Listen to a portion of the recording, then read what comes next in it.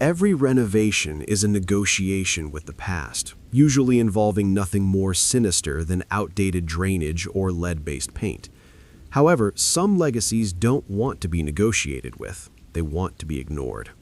I didn't understand that until the excavator hit the slab at Mill Creek. I work in municipal planning, and I've spent the last 6 months coordinating the Mill Creek Park renovation. It was supposed to be straightforward. New playground equipment, resurfaced paths, better drainage, the kind of project that makes everyone feel good about tax dollars. I was tired, but satisfied when we broke ground in March.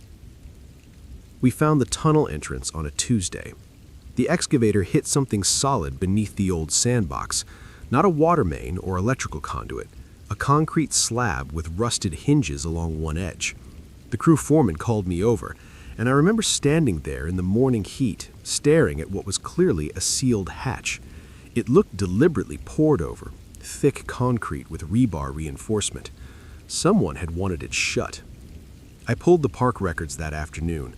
There was a mention from 1987, a maintenance tunnel system installed during the original construction, later sealed due to structural concerns and unauthorized access. The language was bureaucratic and vague. No blueprints, no specifications, just a brief note that the entrances had been permanently closed. The city council wanted it documented before we filled it back in. Liability concerns, historical preservation, the usual considerations. So I went down there Thursday morning with a contractor and 2 safety inspectors. We cut through the concrete seal with a hydraulic saw. The smell hit us first. Not sewage or decay, just stale air that hadn't moved in decades, thick with dust and something faintly chemical. The tunnel was narrow, maybe 4 feet wide, concrete walls slick with condensation. Our flashlights showed it extending in both directions under the park, further than the beams could reach. We found the marks about 20 feet in, scratches on the walls, hundreds of them, thin parallel lines clustered at about waist height, covering the concrete with dense patches. They looked deliberate, obsessive. Some areas were so heavily marked the surface had been worn smooth. I touched one section and my fingers came away gritty. The contractor suggested animals, maybe raccoons that got trapped after the sealing. But the marks were too uniform, too concentrated, and they continued deeper into the tunnel, growing more frequent. We kept going. The inspectors were documenting everything with cameras, their voices echoing strangely off the curved ceiling. That's when we found the first room. It branched off the main tunnel, a small concrete chamber, maybe 8 by 10 feet, empty except for a metal folding chair in the corner and more scratches covering every surface, the walls, the floor, even the ceiling. Someone had spent hours down there, marking and marking and marking. There were words scratched among the lines, scattered, fragmentary, words like still here and counting and they don't check. The letters were crude, carved with something dull. We found 3 more rooms like that, all empty, all covered in marks and fragmentary phrases. The last one had a date scratched near the doorway, 8/15/87, 2 weeks before the tunnels were sealed. We backed out after that. The inspectors filed their reports, recommended filling it immediately. The contractor mentioned his crew had heard rumors about the park when he was a kid, something about a caretaker who'd lived on the grounds, but he didn't remember details. I searched newspaper archives that weekend, found a brief article from September 1987, park employee missing after maintenance incident. No follow-up, no resolution, just that single mention buried in the local section. The tunnels were filled with concrete last Monday. I signed off on it myself, watched them pump it in until the entire system was solid. Standard procedure, necessary. But I keep thinking about those scratches. How many hours it would take to make that many marks. How someone could spend weeks underground in the dark, marking walls, writing fragments, sitting in empty rooms. And I keep thinking about the last phrase we found, scratched above the hatch on the inside, where someone climbing out would see it. Finally quiet now. The park reopens next month. The new playground is going right over where the sandbox used to be.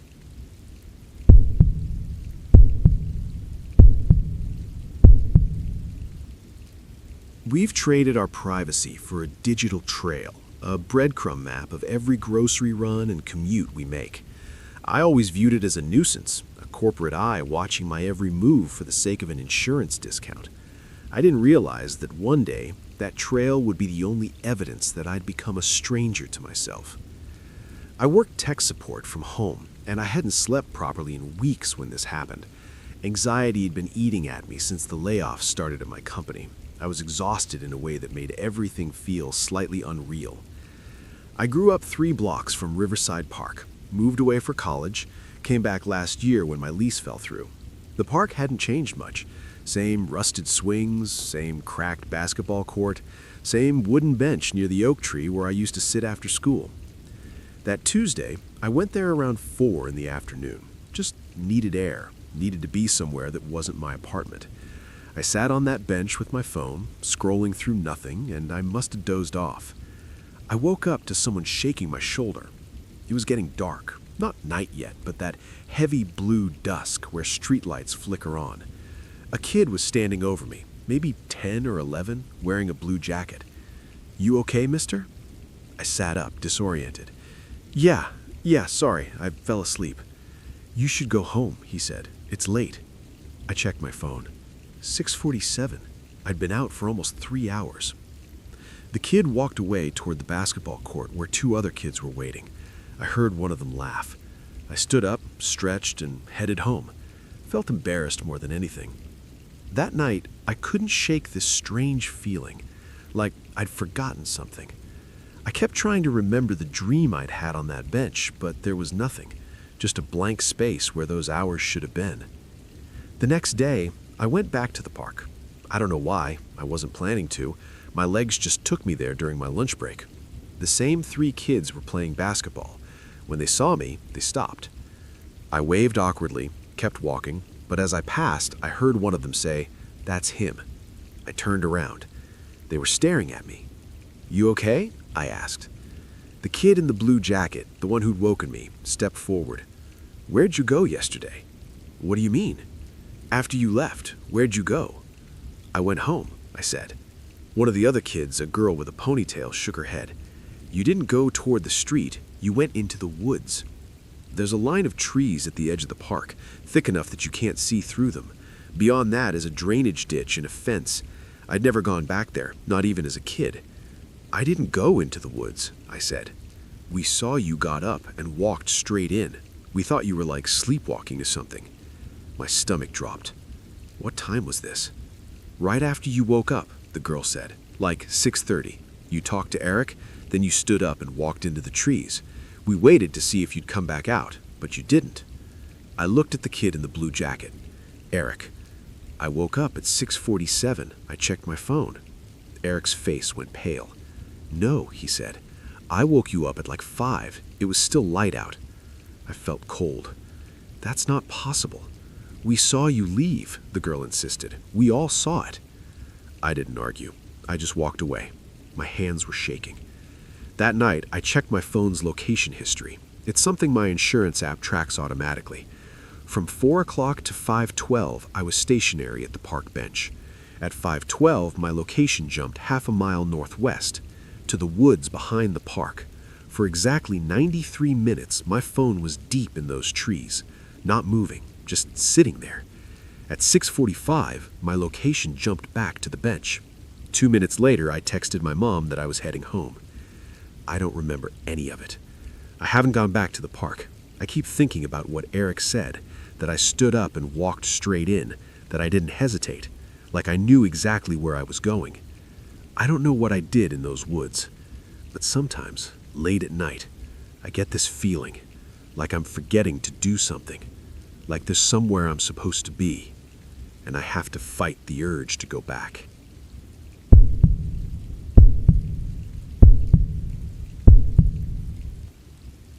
They say a mother knows her child better than she knows herself. We rely on that instinct to keep them safe, convinced that we can spot a fever or a lie just by the way they hold their shoulders. But lately, I've been wondering what happens when that instinct is used against you, when the person you're watching is also the one watching back. I work from home doing medical billing. My son turned 8 in March. After the divorce, it's just been the two of us in this rental near Pine Ridge Park. I'm not great at making friends, and honestly, neither is he. We manage. Last month, I started taking him to the playground after school. There's this swing set at the far end, away from the main equipment.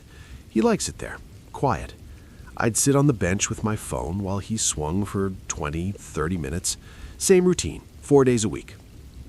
I noticed the first note by accident. My keys fell under the swing while I was buckling him into the car. I crouched down and saw paper wedged between the rubber mat and the metal frame. Just a corner showing. I pulled it out. Lined notebook paper, folded small. It said, "I see you here. You're always alone. Ethan." Ethan? My son's name. I looked back at the car. He was in his booster seat, messing with his seatbelt. I unfolded the note again. His handwriting is messy, looping. This wasn't. This was controlled, neat, adult. I asked him about it on the drive home. "Did you write something at the park? Leave a note?" He said no. He doesn't even bring paper to the playground. I didn't push it. Kids lie about small things. 2 days later, I checked under the swings on purpose. Another note. Same paper, same handwriting. "I know your schedule. Tuesdays and Thursdays, 3:45. Ethan." My stomach dropped. I looked around the park. A couple of joggers, a man walking a dog on the trail. No one close, no one watching. I took the note with me. That night, I sat my son down. I showed him both notes. I asked him directly. He stared at them and shook his head. He looked confused, a little scared. He asked why someone would write his name. I didn't have an answer. I thought about calling the police, but what would I say? Someone's leaving notes signed with my kid's name? They're not threats, they're just observational. Weird, but not illegal. I decided we'd stop going to that park. I told him we'd try the one near the library instead. He asked why. I said I wanted a change. We went to the library park 3 times. He didn't like it, too crowded. He asked to go back to Pine Ridge. I gave in. The next Tuesday, I checked under the swings before he even got on them. 4 notes, stacked, same handwriting. They said, "You left. I waited. You came back. Good. Ethan." I felt cold. I folded them into my pocket and told my son we were leaving. He started crying, asking why. I couldn't explain without scaring him. That night, I checked his backpack, his room, his desk at home. I found a notebook that matched the paper, standard, wide-ruled, same as a million other kids use. But his handwriting didn't match, not even close. I put the notebook back. I started watching him more carefully. His behavior didn't change. He'd come home, do homework, play on his tablet, normal. But I couldn't shake it. Someone was using his name, someone who knew our schedule, someone who watched us. I installed an app on his tablet that tracks what he types. I checked it daily. Nothing. Last week, I went to the park alone, Saturday morning, early. I wanted to see if anyone else was there. The swings were empty. I checked underneath. 7 notes. They weren't for me this time. They were instructions, reminders. Stay near the bench. Don't talk to the other kids. Wait for her to look at her phone. And at the bottom of the last one, she doesn't notice much. Ethan. I sat on the cold ground and read them again. The handwriting was the same as all the others. Controlled. Adult. Then I looked closer at the paper. There were indentations on some of them, like they'd been stacked when someone wrote on the page above. I held one up to the light. Underneath the signature, pressed faint into the fiber, I could see more writing. I tilted it. Practice being him. I drove home and tore apart his room. I don't know what I was looking for. Evidence he'd been writing them? Proof someone else had? I found nothing. He's asleep in the next room right now.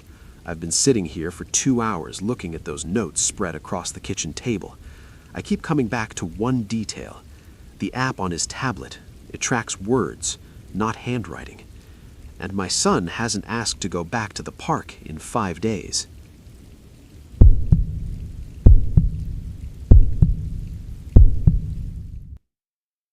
Desperation has a way of sharpening your focus while blurring your instincts. When you're looking at a bank account in the red, you don't ask why a prime, long-term assignment suddenly opens up in the middle of a semester. You just grab the keys and hope the lesson plans are legible. You don't realize you're stepping into a vacancy left by something much darker than a flu. I was 23 when I started substitute teaching. Fresh out of college, drowning in loans, taking whatever assignments came through. I told myself it was temporary. Most days I believed it. The Willowbrook Elementary job came on a Tuesday morning, 4th grade. The regular teacher, Miss Henley, was out indefinitely. They needed coverage for at least 2 weeks. The pay was better than day rate subbing, so I said yes. The classroom felt normal at first. Alphabet border along the ceiling, student artwork on corkboards, 22 desks in neat rows. But the kids were strange, too quiet. They'd glance at each other before answering questions, like they were checking something first. On my 3rd day, I found the cabinet. It was at the back of the room, behind Miss Henley's desk. Tall, wooden, with a simple latch. I'd assumed it held supplies, but when I opened it during lunch looking for markers, I found it was empty except for a folded blanket on the floor and a small plastic cup. There were scratches on the inside of the door, not dramatic gouges, just faint marks, like fingernails dragging absently. I asked the kids about it that afternoon. Casual, just mentioned I'd been organizing supplies. The room went silent, completely silent. 22 faces staring at their desks. Finally, a girl named Sophie raised her hand. She was small, serious, with her hair always in the same tight braids. Miss Henley used it for the game, she said. I waited. If someone was bad, they had to play. I kept my voice light. What kind of game? No one answered. That night, I couldn't stop thinking about the scratches, about that cup. I told myself I was overreacting. Kids make up stories. Teachers use creative discipline methods, timeouts, reflection spaces. But the next day, I watched them more carefully. They were good, unnaturally good. No one spoke out of turn, no one fidgeted. During silent reading, I couldn't hear anyone breathe. At recess, I kept Sophie back, asked her gently about Miss Henley. She looked at the floor. We're not supposed to talk about the game. Sophie, if something happened, it's not like that. Her voice was flat. We just had to be quiet and still, in the dark, however long she said. In the cabinet? She nodded. Did this happen to you? To everyone. If you talked too much or got an answer wrong, or if she was just having a bad day. She finally looked up at me. Her eyes were older than they should have been. The longest was 4 hours. That was Michael. He cried after the first hour, and she added 3 more. My stomach turned. Did you tell anyone? She said it was a game, that we were learning self-control. She said good students could handle it. I reported it that afternoon, talked to the principal, then the district. There was an investigation, interviews. Miss Henley was put on leave within 48 hours. I thought that was the end. But 2 weeks later, I was packing up my things, my assignment was finished, when I found the notebook. It had fallen behind Miss Henley's desk, wedged between the wall and a filing cabinet. It was a log. Dates, names, duration times, notes in neat handwriting. Sophie, 45 minutes, talking during lesson, compliant. Michael, 4 hours, defiance, effective. Entire class, 20 minutes, practice, excellent improvement in attention. The last entry was dated the day before she went on leave. They're too comfortable now.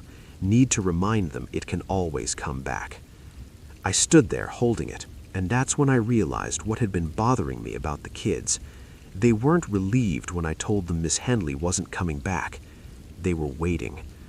I still substitute sometimes, different schools now, different districts, but I never open storage cabinets anymore.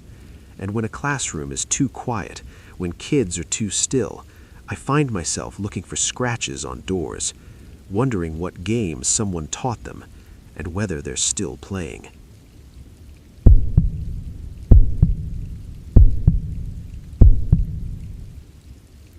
They tell you that being a parent means seeing danger everywhere, but they don't tell you what to do when the danger looks exactly like a gift.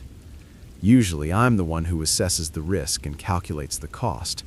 I'm starting to think the cost of our new life in Lakeview is something I can't find in any of my manuals. I'm a 34-year-old claims adjuster.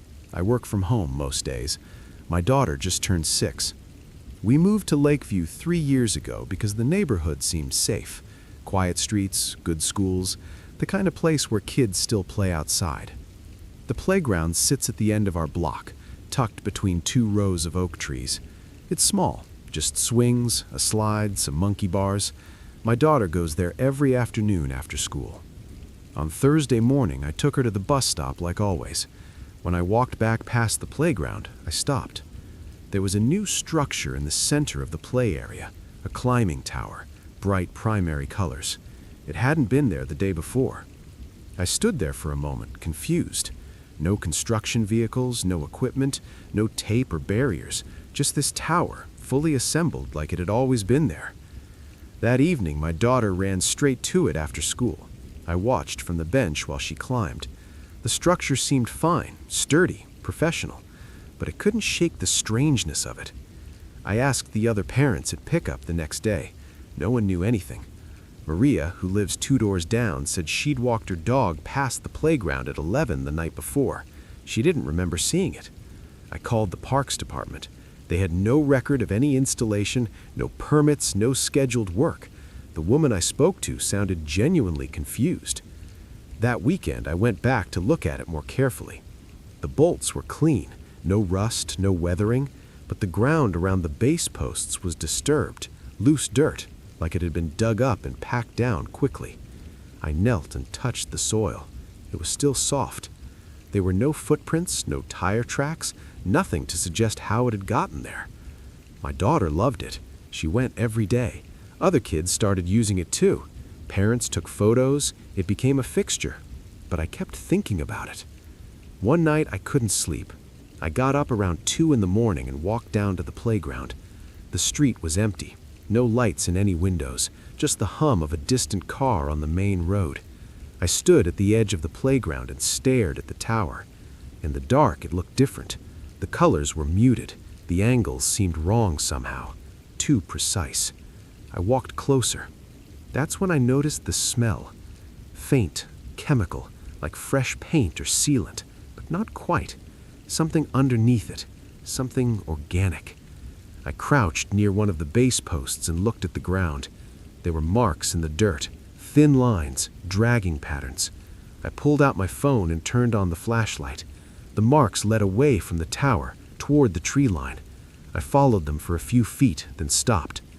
There was a shoe, small, a child's sneaker, partially buried in the loose soil near the base of an oak tree. I didn't touch it. I went home. I didn't sleep. The next morning, I called the police. I told them what I'd found. They sent someone out to check. The officer called me that afternoon. He said they'd searched the area. No shoe, no marks, nothing unusual.